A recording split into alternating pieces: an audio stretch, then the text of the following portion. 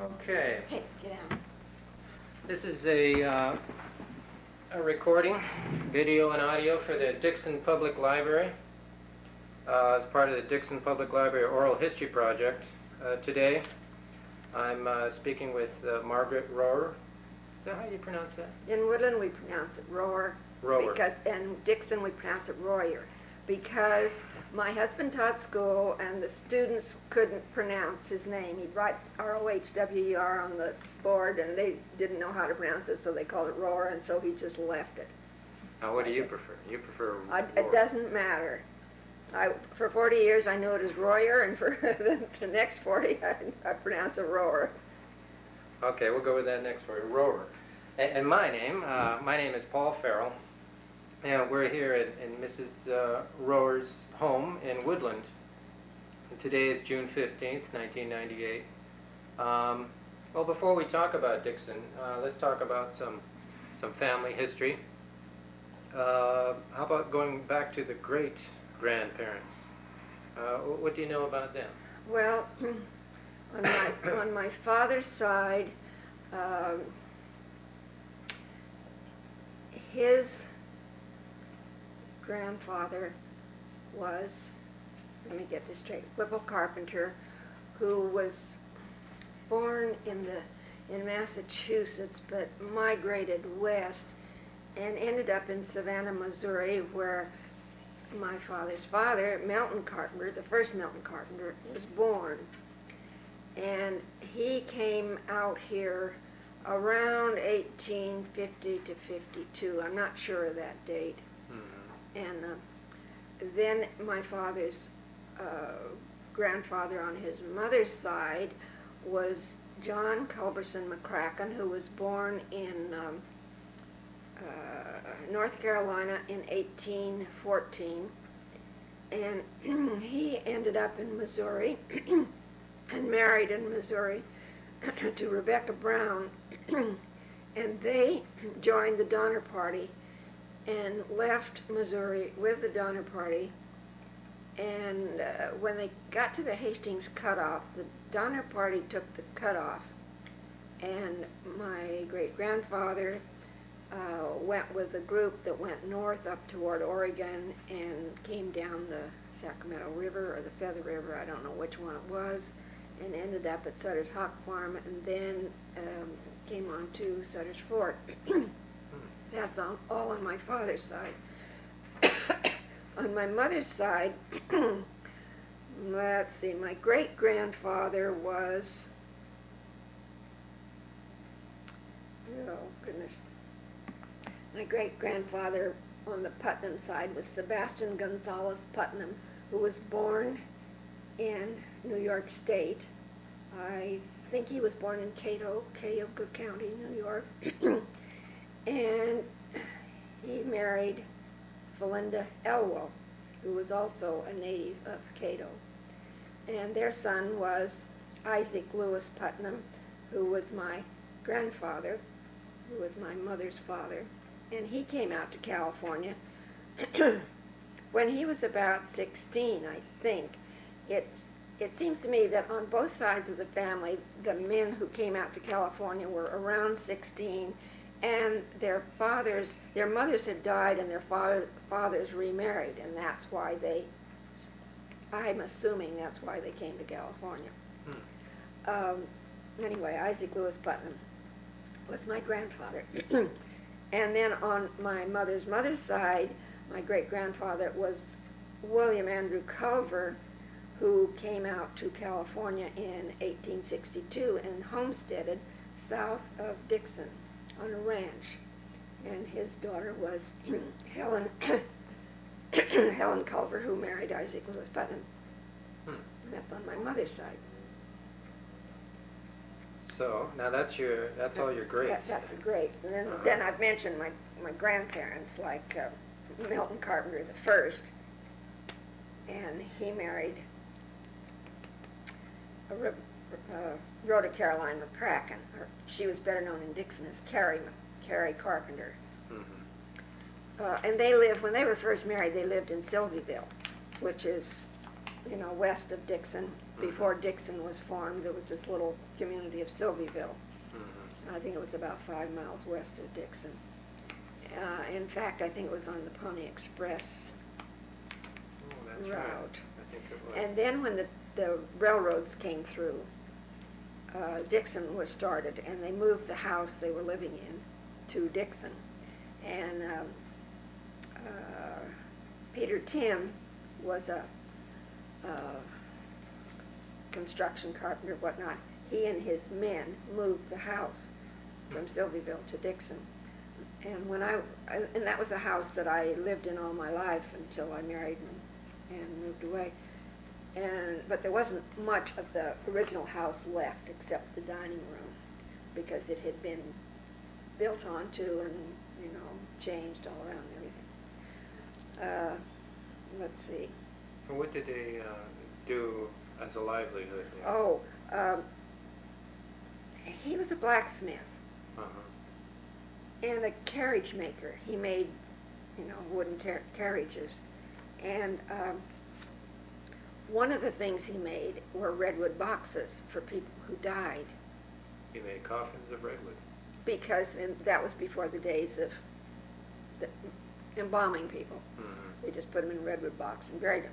And that's how he got in the funeral home business, by making these redwood boxes. And then both my father and my uncle followed in that trade and took over the business. Both Uncle Melton, who was the Melton II, and my father, who was his younger brother. There was quite an age span there, about 12 years between them, because there were 6 children in the family, and Uncle Melton was one of the oldest, and then my father was the youngest, but the others all died quite young. So anyway, they carried on the business of the funeral home. Now that's the Rohwer side of the family. You know, that's the carpenter side. That's the carpenter side of the family. The Rohwer side of the family is my husband. Uh-huh. In fact, he's my second husband. He was okay. my second husband. Okay, now, so your father was in the funeral home business. He was a mortician. A mortician. He did the embalming. He was also a blacksmith.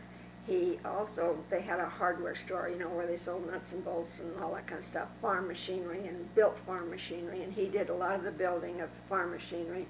He used I remember seeing him use an anvil where you heat the iron and beat it with and I don't know what he was building. He was probably building something for some farmer someplace, but I can remember him doing that. And I can also remember him using a tire press when the first hard, solid tires came out. He had this big round tub that was full of water, and you put the tire down in it with a thing on the top that pressed it. And don't ask me what they were doing, because I don't know what they did to the tires, but that's what I remember seeing him do. He learned a lot of his woodworking and blacksmithing from a German man that worked for them called Gus Debler, and he lived right next door to the shop. And he was a great woodworker, and anything he did, Gus Debler, it was, you know, he knew how to do it. And he taught my father all this stuff. So Daddy could do most anything. And then Uncle Melton took care of the business end of the business. My father did the work, and Uncle Melton did the business. So now that's the carpenter side. Uh-huh. Now on the Putnam side, that's my mother's maiden name. I don't know much about that grandfather. He died before I was born, but he worked at the Gem Saloon. Now I don't know whether he owned it or whether he just worked there. And it would be interesting to find out from somebody that you're interviewing who owned the Gem Saloon. In the sidewalk... How do you spell that? The Gem Saloon? Gem, G-E-M. Oh, Gem, okay. In the sidewalk on Main Street in Dixon, where this saloon was, there used to be, and I don't know whether it's still there or not, great big brass letters, G-E-M. And that was where the Gem Saloon was. And it was... you know where the First Northern Bank is on the corner? Well, it was like maybe two stores on down on Main Street. And at one time, there was a pharmacy in there, and they called it the Gem Pharmacy because of this GM in the sidewalk in front of it. And it would be interesting to know if that's still there. Oh, I'll have to ask about that tomorrow when I go down to Dixon. Ask Vern Dutra. Yeah. He might know. I'll ask Vernon. Yeah, so anyway, let's see, my grandmother, well, she was a homemaker. She didn't work. None of the ladies in the family worked in those days. Mm-hmm. I was the first one in my family who graduated from college. And you worked as a teacher, is that right? I was a teacher. Well, before we talk about that, what about your earliest memories as a small child? Now, you were born in 1919. Right. So, I don't know, how far back can you remember? Oh, my earliest remembrances are of May Day, the May Fair, because May Day was always the first Saturday in May in those days. And my birthday was the 3rd of May, and very often my birthday fell on May Day. So I always associated my birthday with May Day. And one year they didn't have May Day because there was I think it was a hoof and mouth disease or something like that, and they didn't want, and it was going through all the cattle and the horses and whatnot, so they canceled May Day. And I was desolate because I said I couldn't have a birthday because they weren't having May Day. And I don't know how old I was, probably 4 or 5, somewhere around in there. But So that was a big... Skip the birthday then. Yeah, I wish I could remember it now. That was the biggie, going to the parade. Not so much going to the fairgrounds as the parade. Oh, everybody got dressed up. And I was hunting for a picture, and of course I didn't get the right album. I couldn't find it. Of people standing along the street watching the parade go by. I have a lot of pictures. I've seen some pictures of that. Yeah, the man, I can't think of his name right now, who runs. His name is Thompson. Tig Thompson. Tig Thompson. Yeah, I went over to his house and we talked for a while. He owned a gas station there on Main Street. He said he had people come sit in your chairs there. Well, this was before then. Before then. Well, what was the parade and what was May Day like? Now, you mentioned the horses and the cattle. So well, they had horse races. Horse races. Oh. And then at one time, I think it was pari-mutuel betting. I'm not sure about that. My cousin, Milton Carpenter III, was a charter member, and I wrote this down because my cousin told me. He was a charter member of the board of directors for the fair board. Charter member of the board of directors. Mm-hmm. So he pretty much decided what would happen. He was also a mayor of Dixon. Oh, and then his father, Milton I, was mayor of Dixon. They were both at one time mayor of Dixon. Anyway, and then they had, let's see, of course they had livestock judging and flower judging. And what else? Carnival. Oh, always had a carnival. That was the biggie for the kids. So the carnival was...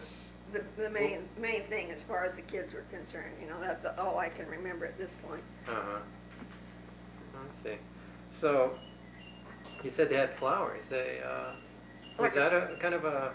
It was a contest who grew the greatest everybody brought their, yeah. I think, I don't know when that started, and I don't know whether it's still going on, but everybody brought their flowers, and they had flower judging, and then they had flower arrangement, and I tell you who could tell you about that, and I think she's still in Dixon, is Catherine Southard. Is she on your list? I don't know. How do you spell that last name? Southard. She's older than I am. I'll check on her. Catherine. Because she worked, she was in charge of a lot of things down there at the fair, I'm sure. As long as we're on that subject of other people who would know a lot, do you know any other people who might remember some of the earlier times at Dixon?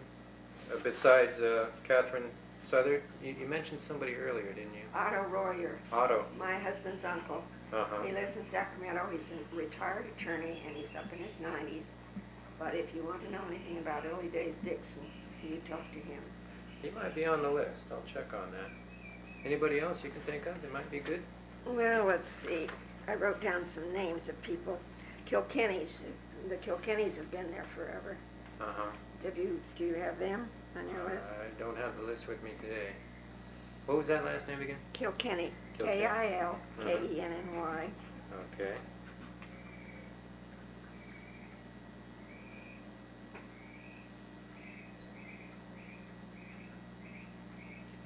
And let's see. And then Vernon Dutra. Yeah. And another one of my classmates, and he doesn't live in Dixon. And at the moment, I don't know whether he's moving from Arizona up to Roseville or not, but I've got to hunt him up, is Dean Dunnicliff, whose father was the editor of the Dixon Tribune. Now, he knows all about old-time Dixon. Okay, we'll have to look into these names. Now, you mentioned, I was wondering about the parade, and the parade always makes me think of people marching through the streets. Did the soldiers march through the streets? I don't remember seeing any soldiers. All I remember are the big fancy floats, and the May Queen's float, and the high school band. And The high school band? oh, the high school band always played. So they elected a queen. Did they vote for who would be the The queen? high school The high always school. voted on a senior girl, and it was more or less a popularity contest. Yeah. But Well, I don't think they have that anymore either. But that was the big deal in the old days, was, who got to be May Queen. Well, I'm curious about World War I. You were, of course, born after the war. But do you know anybody who served during the war? My uncle Ray Putnam was in the war, and my cousin Edward Carpenter was. Oh. There's those terrible machines. They're coming. Turn this off. Turned off. Okay.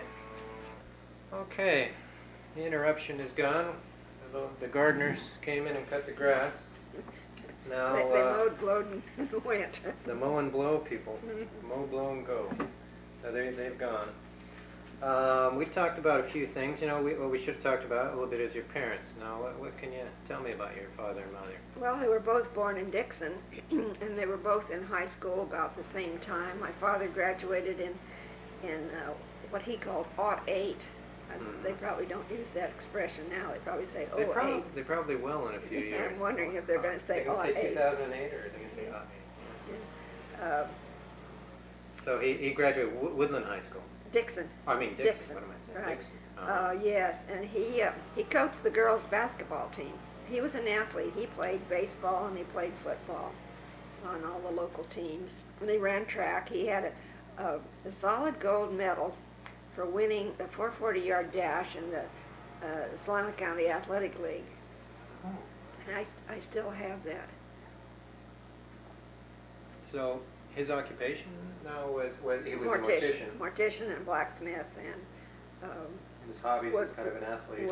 woodwork, and he read a lot. He always said that he could have been a scholar. He liked to read. And my mother was a homemaker. My mother became ill when after about 2 years of high school.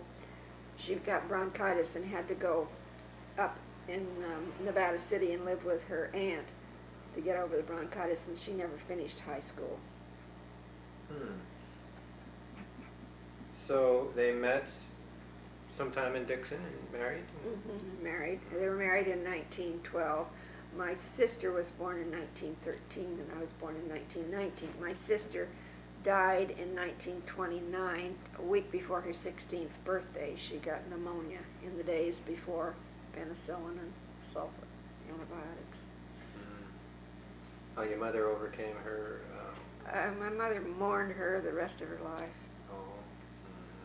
She very seldom left the house in those days. She just stayed close to home. Difficult for her to go out. Now, you said she had bronchitis when she was high school. My mother did. Age. My mother did. And my sister died of pneumonia. your sister died of pneumonia. Well, how was medical? How were doctors and things in Dixon Well, back we in had the 20s? we had Dr. Stolley, we had Dr. Parsons, and we had Dr. Florth. Dr. Stolley was the family doctor. My mother tells the story that when I was about to be born, he drove her to Sacramento, to the Old Sisters Hospital in Sacramento where I was born. And he died in the early 40s, I think. Yes, I'm not sure about that date, but he was a good doctor. Was that what people normally did? They went to Sacramento when they were going to give birth? Well, my sister was born in Dixon at home, but I think about the time after World War I, maybe they started going to various hospitals or going somewhere else. Oh, what about the transportation part of it? Now there was a railroad, of course, and how was the railroad? How did you? It was fine. We used to. We went to Sacramento shopping. We'd go on the train. We'd go to San Francisco on the train. In those days, the train went on when we got to Benicia, they had to take the engine off the train and put the train on the boat, and then we'd go across the bay, and then you get to the other side and they'd hook it up again, and then you get to Oakland, you'd have to get off the train and take the ferry into San Francisco. So it was a fairly long trip. We didn't go a lot, but then when I was when I started college down there, that was just about the time they built the bridges. But still, I used to come home on the train and go back and forth on the train, and I still had to take the ferry across the bay to Oakland to get the train to come home. But then by that time, they built the railroad bridge across the bay, the Suisun Bay, so you didn't have to put the train on the ferry anymore. Somebody else could probably explain that a lot better than I did. Well, my father actually told me about that. He told me about taking the train to San Francisco. I think in 1925 he did that. And he told me, I thought it was very unusual that they would load a train onto a boat. Okay. But we should be talking about Dixon. What about Dixon and the roads? Well, as far as I can remember, they were fairly good. The main road went right past our house in Dixon until they built a new road that was over several blocks over on the other edge, on the west side of town. Oh, Buttons, where are you? No, it's all right. Oh, okay. It's his toys. And then during the war, I think it was, the freeways, they started the freeways just about the time the war started. So it bypassed Dixon, but before that, they all went through town. And when the main highway went past our house, and it came down Main Street, we lived on North First Street, which is the north part of Main Street. Anybody in the family who happened to be going past our house always stopped, and we had more company. All the relatives always stopped at our house. Mother fed them a meal, or they spent the night or something, but they couldn't go past our house without stopping. And that's how we kept in touch with all the relatives. Oh, that's nice. What about some of the cars you remember? Did you ever see any electric cars? No, that was before my day. Oh. So what would you do in the summertime as a kid for recreation down there in Dixon? I don't remember any specific summertime activities. I think most of the activities were during the school year. I remember the Dixon summers were terribly hot. And at least I stayed pretty close to home. Read, maybe had some friends over to play or something like that, but it was so hot in the summertime. That's all I remember about the summers, is it being terribly, terribly hot. Well, what about some of the schools? What do you remember about school? You went to, now what schools did you go to? Dixon Elementary and Dixon High School. Elementary and Dixon High. I graduated from Dixon High School in 1937, and in 1987 we had our 50th class reunion. How was that? Oh, it was fine. We had a good time. You said Vernon Dutra was in your class? Vernon Dutra was in my class. And let's see what other Dixonites are still around that were in my class. James Seaman, I think he's still down in Dixon. And Mariel Hissey, I can't even think of her married name now. Isn't that terrible? It'll come to me in a minute.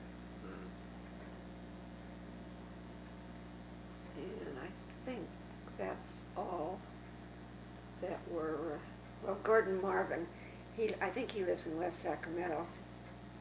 He was in our class. And then Dean Dunnicliff, who, as I say, has been living in Arizona, and I think he's in the process of moving up to Roseville, but I'm not sure.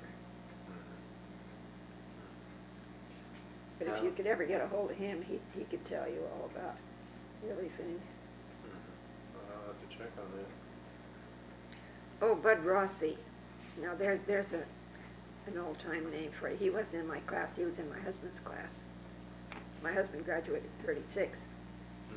This is my second husband, not my first husband. Okay. It's a good list of names. I'll have to check on those. Now, you, after high school, you said you went down to San Francisco. For the first year, I went to Davis. Oh. And my friend Margie Madden. Now, there's another old-time name, Margie Madden Closter. She lives in Davis. She was my best friend in high school. Her father was the manager of the First Northern Bank. She and I commuted back and forth to Davis every day for a year to classes. In those days, there were 900 boys and 90 girls at Davis, and we had a good time. And but they only had a 2-year course for liberal arts. It was mainly an agricultural college, is what it was. And so I decided I wanted to be a teacher, so then I transferred down to San Francisco State. I went there for 3 years. Well, were you considering some other profession when you were at Davis? Or were you? No, I didn't know what I wanted to do. But in those days, you know, women had to be either a teacher, a nurse, or a secretary. And what I really wanted to be was a psychiatrist. And I didn't get much encouragement from anybody. So I became a teacher, a kindergarten teacher. And I taught 2 years at Elk Grove. And then I quit. It was during the war, and I went to work at Travis as a civilian personnel payroll clerk. And I was there for 6 months. And then my first husband came home from North Africa and Italy, and he was a fighter pilot in World War II. And we were married then. Well, you mentioned you had some relatives that, I forgot his name. He was the mayor of... Oh, my uncle. Your uncle? Milton Carpenter the second, the one that was in business with my father, and then his son, Milton Carpenter the third. They were both mayors at one time, and Milton Carpenter the second was also on the board of trustees at school for a good many years, and he was also on the fire commission board of trustees. I got that from my cousin. I don't remember that, but she was telling me that he was also The fire commission. Fire commission board of trustees. I guess that was the volunteer fireman. Okay, you know what? I think this is going to run out, so let me turn this over.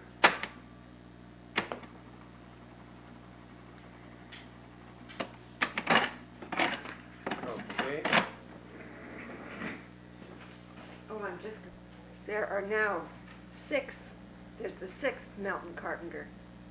The first one was my grandfather, the second one was my uncle, the third one was my cousin, the fourth one was his son, and the fifth one was his son, and now that Milton the fifth now has a baby boy, Milton the sixth. Milton the sixth. Mm-hmm.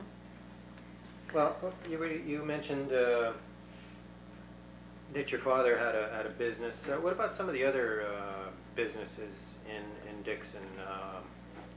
There was the dry goods store everybody talks La about. Fontaine. Yeah. Mm-hmm. What do you remember about that? Oh, that was the dry goods store in Dixon. If you wanted anything, that's where you went to get it. Come on, behave yourself. They had just about everything there, I've been told. What about some other businesses? Well, let's see. There was a grocery store. Stuart Grady had the grocery store. And then my cousin told me that her grandfather, Bill Ferguson, had a grocery store at one time. But that must have been way, way back. And my father-in-law, Eggert Sr., he had a grocery store at one time. And then he went back to farming on the ranch. And there was another hardware store, Johnson's, down on the other corner, Johnson's hardware store. Mm-hmm. And let's see. Oh, there was the ice cream parlor. Now, what was that man's name? Gerlach, Bill Gerlach, had the ice cream parlor. What about theaters? Oh, the Dixon Theater was going strong. Uh-huh. My aunt and uncle used to go every change of the show, every time there was a new show came along. And most of the time they took me with them. And I can remember that there was one special seat I always sat in, and it was the first seat in the back row on the left-hand side. And that was the days when you could go to the movies for 25 cents. Hmm. So you could go to the theater and you can get an ice cream, and I guess I'm trying to think. The drugstores, there was the Dixon Drug Company, and then there was the Gem Pharmacy that were the two drugstores. Dixon Drugstore had a soda fountain. I can remember having, we used to go in there and get Cokes. What were they? They weren't cherry Cokes. Maybe they were. There was some awful concoction that we used to get. Well, what about hotels? Dixon must have had some hotels. I'm sure you never stayed in them, though. No, I don't. There was one, and it seemed to me it was upstairs over a store on Main Street, and I don't remember anything about it. And rooming houses, too. I'm sure they had them, but I don't remember any of them. Mm-hmm. Now, the swimming pool, Dixon got a swimming pool, a municipal pool, in 1936. And my cousin reminded me of that, and she was saying that was a biggie in town. You know, all the kids, you know, since they got a swimming pool, the kids just all congregated there. It must have been nice during those hot summers. Yes, I think that's where the kids spent most of the time in the summer, was at the pool. But then by that time I was too old to, you know, I was a young lady. We didn't do things like that. Yeah. Well, Dixon, of course, is, I guess the biggest industry is farming, barley, and what else is big in Dixon? Wheat and barley and, I guess, Lambs. Lambs, that's right. Mm-hmm. Yeah. Of course, your family wasn't in that business, but... No, but they worked with the farmers and ranchers, did a lot of business with them.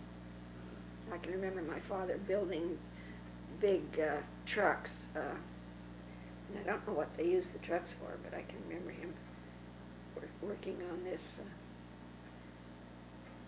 big, I don't know what you call it, big truck. So he would, I guess, do repairs on some of the farm equipment and make things. Well, pretty strange weather this year. What about in the past? Were there ever periods of where you had such strange weather as this? Were there floods or? drought? No floods that I know of. Probably there were droughts, but I wasn't aware of them. But I remember some times when it snowed. Snowed? It snowed one time when I was in high school, and it snowed one time when I was in college, I think. Because I have pictures that I took of the snow. It snowed here in Woodland several times since we've been here. Hmm. Not much, but enough to make a snowball or two. Did you say you had an uncle who was in the fire commission? Yes, Uncle Milton. Do you remember any big fires in Dixon? No, I don't remember any, but I remember them talking about a hotel burning. And I'm not sure, but I think this hotel was located on Main Street across from the shop, and the shop was across the street from what is now the park, the park that the library backs up into. Oh, yeah. And I think that's where this hotel was that burned. But that was before my day, but I can remember people talking about it. Now, you were born in 1919, which I believe was the first year, or maybe the year before, they brought in Prohibition. And I think it was ended in 1933. Did you have any memories of that? I wasn't old enough to remember. You weren't old enough to be aware of that. Anything about that. Yeah. Well, it's interesting. You mentioned about the way women were treated. You said you were one of 90 students at Davis, and then we talked about the swimming pool, and you said you were about a senior in high school at that time, and women were not swimming. I suppose they were, but I wasn't. Well, that might be an interesting thing to hear about. A lot of people don't know about how women were treated in the 1930s as opposed to the 1990s. What can you tell me about that? Oh, goodness. It's hard for me to think of anything, because I thought, everything was fine as far as I was concerned. Mm-hmm. I was raised with a lot of rules and regulations. I think most girls were in those days. They were taught to be ladies. Mm-hmm. And spoke when spoken to, speak when spoken to, and that sort of thing. Mm-hmm. And then, of course, my parents protected me a lot because they'd lost my sister, and they made sure that I was safe all the time, didn't do anything that might what's the word I'm trying to think of, that might hurt me. So they're protective. Mm-hmm. I remember my mother telling me not to go out to the milk farm after a dance. Now, the milk farm, do you know where the milk farm is? No, I don't. Well, it was on the outskirts of town, and in the old days it was several roads over from, right now it's on the freeway, but in the old days the old milk farm was several roads over, and it was a restaurant and a place that stayed open for tourists mainly, that stopped there to get food and whatnot. And that was one of the things the kids always did after dance, was go out to the milk farm and have a Coke or what have you. And she always said, now don't go out to the milk farm, because she didn't want me on the road. She was afraid I'd get in an automobile accident. And so I would come home and she'd say, well, where did you go? And I'd say, we went to the milk farm, and she'd just throw up her hands. She was very afraid of automobile accidents and me getting in one. What about these dances? Was that a high school dance? That was the main recreation, I think. Dance? We had a lot of high school dances. We had the junior prom and the senior ball, and we had sock hops, and we had just plain ordinary dances almost at least every month there was a dance. And then I belonged to the Rainbow Girls, and they had dances after various functions. And Now, what's the Rainbow Girls? well, it's a youth group sponsored by the Masons and Eastern Star. Mm-hmm. And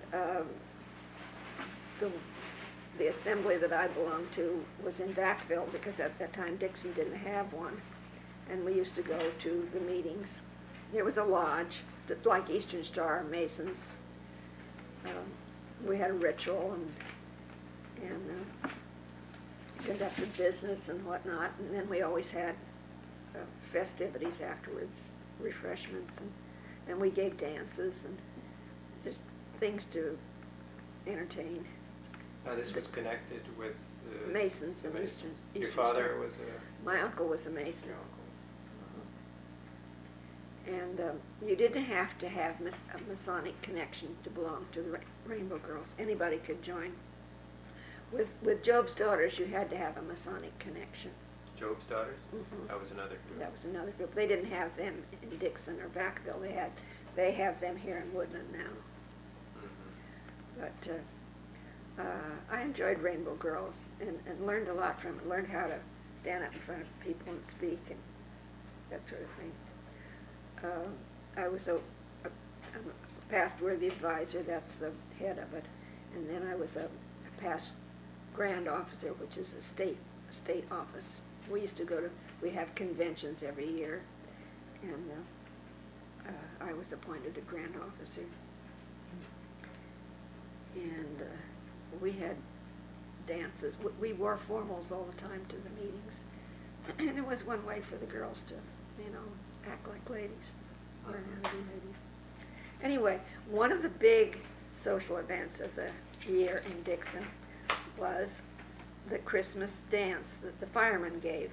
Every year they give this big dance, and it was more or less formal. Everybody wore long dresses, and all the leftover Christmas trees were used as decoration, and they'd have a real band. And in those days, we had real bands for all the dances. We didn't have disc jockeys. We had real live people play.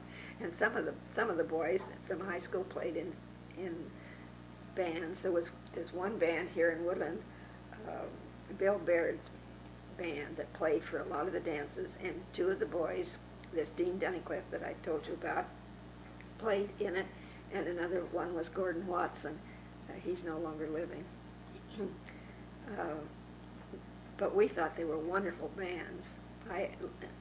Recently I asked Dean if the band was as good as we thought it was, and he said, yeah, it was pretty good. But anyway, that Christmas dance was the big social event. Everybody, all age groups went to it.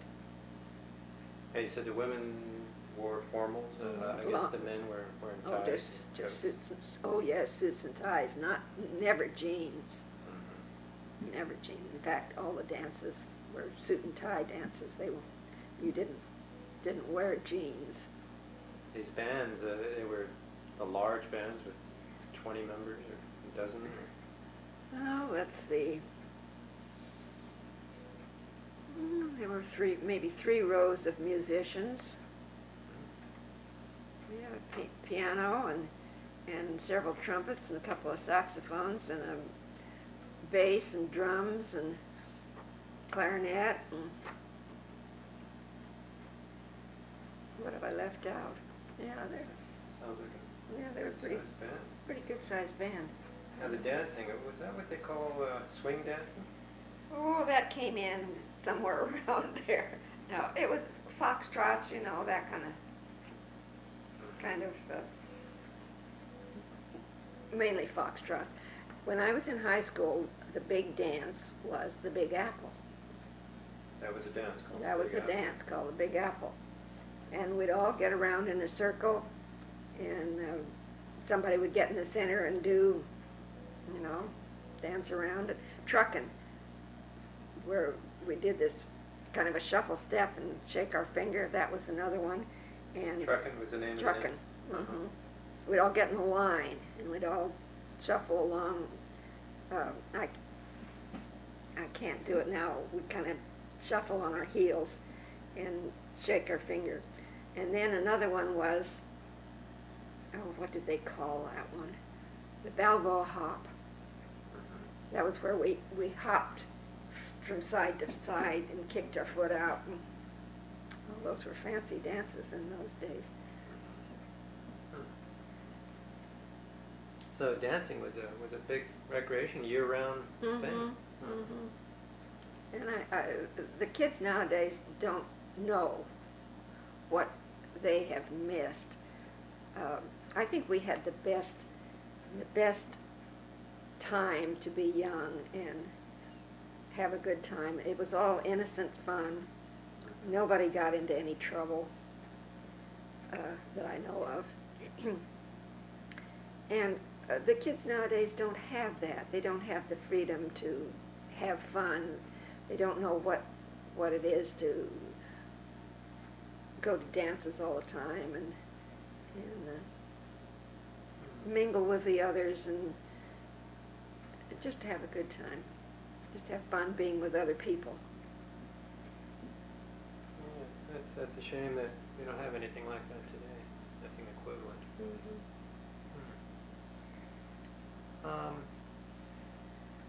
Well, just to change subjects a little bit, I remember talking to Malcolm Tim and Teague Thompson about different groups, ethnic groups, or whatever you'd like to call them, nationalities.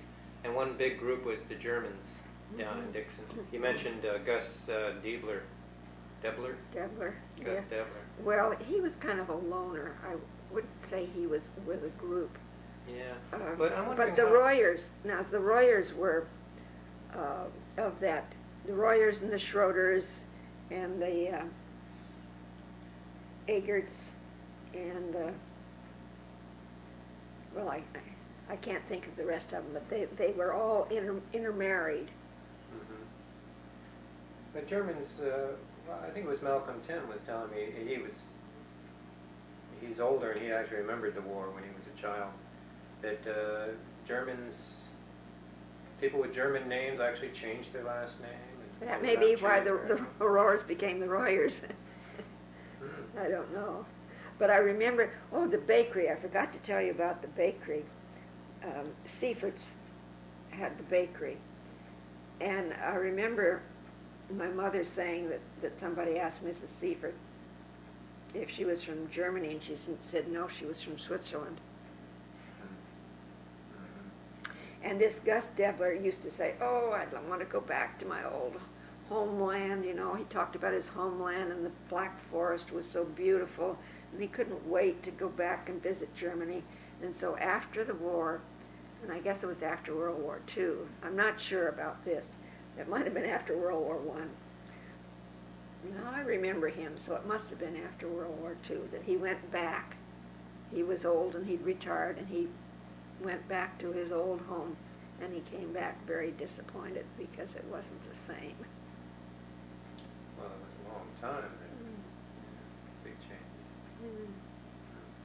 But it was so sad because he could hardly wait to go back to Germany, and then when he came back, it wasn't the same.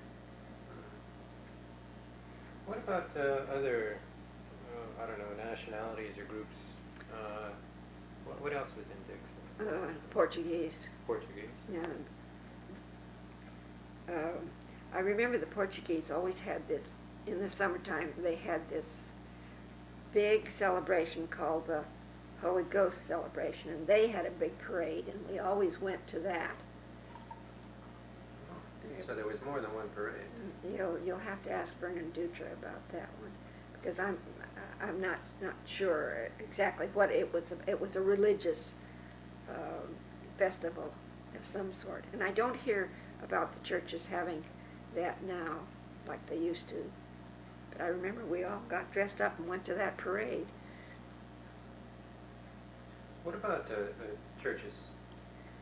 Well, there was the Dixon Community Church, that's the one I belong to, and the Methodist Church and the Catholic Church. And that's all I can remember. Although I think in later years there were a few smaller churches that might have come into town. I know in the whole Central Valley of California, there's a lot of migrant workers who come from Mexico. Was that true of Dixon as well? Do you know? Not when I was there. I think yes, they did. And my husband, Mr. Rohwer, used to drive a bus in the summertime when he was out of school for a bus company here in Woodland that went down to the Mexican border and picked up migrant labor workers and brought them up to the fields. So they were all around.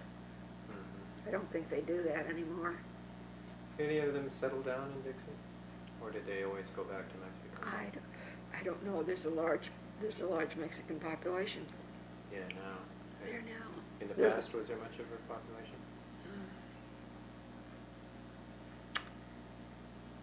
I don't think there was a large one. Yeah, I think it grew a lot after the Second War. So it sounds like if you had to say your fondest memories of Dixon, would that be the dances? The dances, because we all love the dances.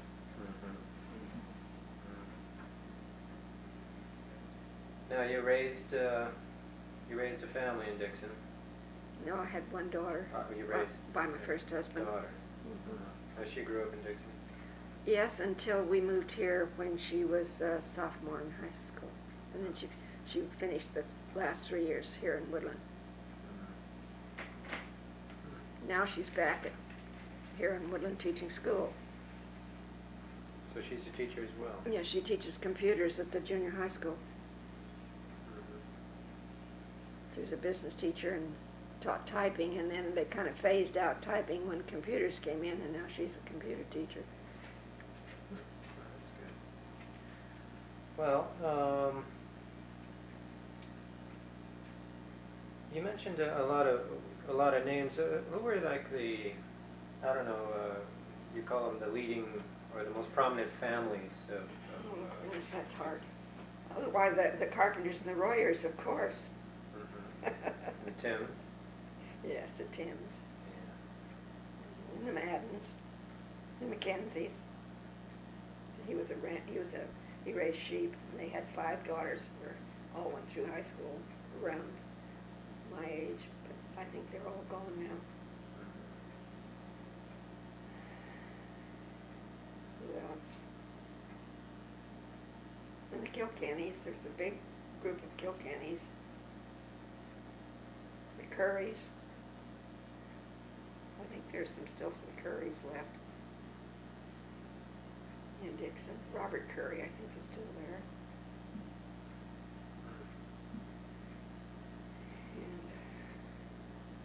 And I can't think.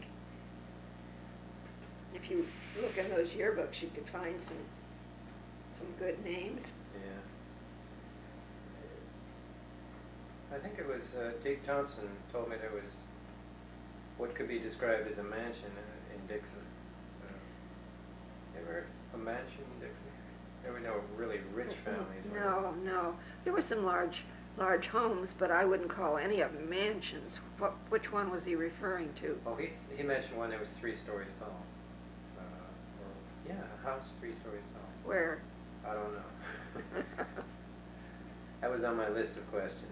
There might have been, out in the country, there might have been, like, Victorian mansions, three stories tall.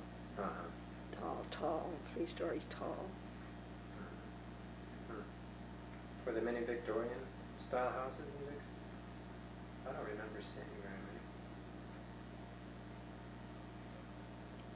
many. It depends upon what you call Victorian.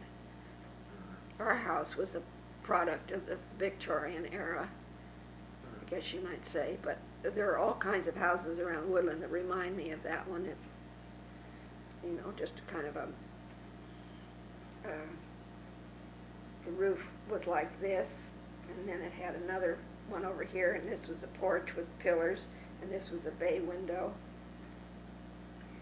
you know, lots of houses built like that with a front porch. Well, It's not there anymore either. mm-hmm.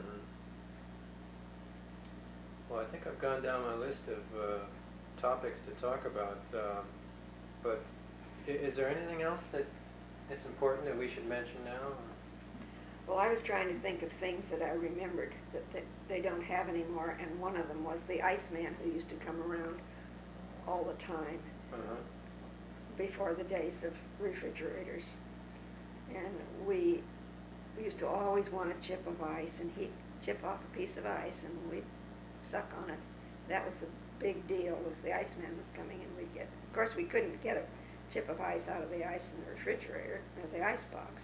We had to get it from the Iceman. And the post office, when they started delivering mail to houses, I never liked that. I always liked to go to the post office to get mail out of the mailbox, because that seemed to me that you got to go to town to see people, whereas if the mail came to the house, you had no reason to go to town. What about the Iceman now? Did he have a horse-drawn? Not that I remember, no, he had an old truck. How often would they bring ice to your house? I don't remember. I don't think it was every day. I think it was every other day. And brought a great big square thing of ice and put it in. He came around to the back door and in the house and put it in the ice box. My mother didn't get an electric refrigerator until after World War II. So the Iceman would come every other day, and he would put the ice in the ice box himself. He carried it over his shoulder with a great big ice tongs. And my mother used to have her groceries delivered every day. She'd call up the grocery store and give them her order, and the delivery boy would bring the groceries every day. I wish they had that now. Now, you said the post office was, going there to get your mail was kind of an excuse to Go to town. socialize, Mhm. go to town. So it really wasn't the post office, it was just going into town and seeing people. A reason to go to town every day. Yeah. I only lived 2 blocks from town, 2 or 3 blocks from town, but it was a reason to go there.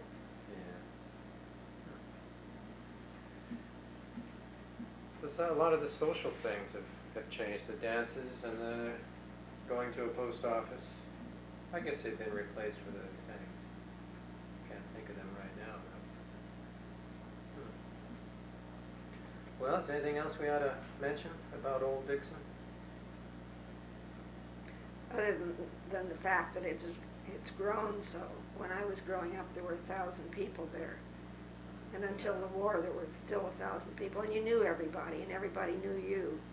I couldn't lie about my age because everybody remembered when I was born.